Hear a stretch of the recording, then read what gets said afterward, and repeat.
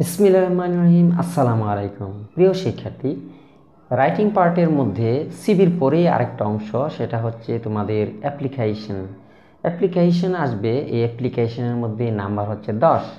তোমাকে একটা ক্লু দেওয়া থাকবে, কতগুলো লেখা থাকবে, যেমন তোমার নাম কি, তোমার স্কুলের নাম কি, হ্যাঁ, তুমি কার বরাবর এই অ্যাপ্লিকেশনটা লিখবে, কেন লিখবে, কিছু ক্লু দেওয়া থাকে। এই ক্লু অনুসারে তোমাকে এই অ্যাপ্লিকেশন লিখতে হবে।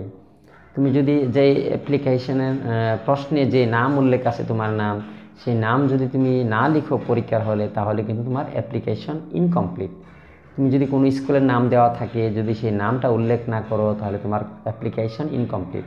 তোমার অ্যাপ্লিকেশনের মধ্যে যদি কোনো স্কুলের ঠিকানা দেওয়া থাকে, সেই ঠিকানা উল্লেখ না করো, তাহলে তোমার অ্যাপ্লিকেশন ইনকমপ্লিট। এটা ওরা নাম্বার দিবে না। তাহলে তোমাকে এগুলো খেয়াল রেখে পরীক্ষার মধ্যে অ্যাপ্লিকেশনটা লিখতে হবে।